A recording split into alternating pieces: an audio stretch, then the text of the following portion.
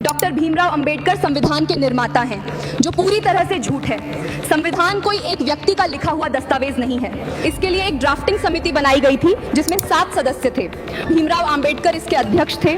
उनके साथ KM. Munshi, Mohammad Sadulla, Krishnaswamy Iyer, Madhavrao, TT. Krishnamachari और गोपाल स्वामी अयंगर जैसे 300 से ज्यादा विद्वान लोग शामिल थे। इन सबका काम था ये तय करना कि संविधान में क्या होना चाहिए और क्या नहीं। इसके बाद एक संविधान सभा हुई थी जिसमें नेहरू, सरदार पटेल, कृपलानी जी, राजेंद्र प्रसाद जी और कई अन्य नेता शामिल थे। वो बार बार चर्चा करते थे, हर बिंदु की समीक्षा करते थे और तय करते थे कि क्या सही है और क्या गलत, क्योंकि संविधान कोई कविता नहीं है। ये देश के हर पहलू का सामाजिक, आर्थिक, राजनीतिक और यहाँ तक कि अंतर्राष्ट्रीय परिस्थितियों को ध्यान में रखकर बनाया गया दस्तावेज है। इसलिए इसे कई विद्वानों ने मिलकर तैयार किया। लेकिन एक बात और जान लीजिए, संविधान का शुरुआती प्रारूप तैयार करने में एक महत्वपूर्ण नाम था बी.एन. राव का।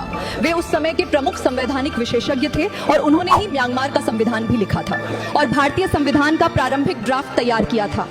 यहाँ तक कि डॉक्टर आम्बेडकर ने भी उनके योगदान का उल्लेख किया था।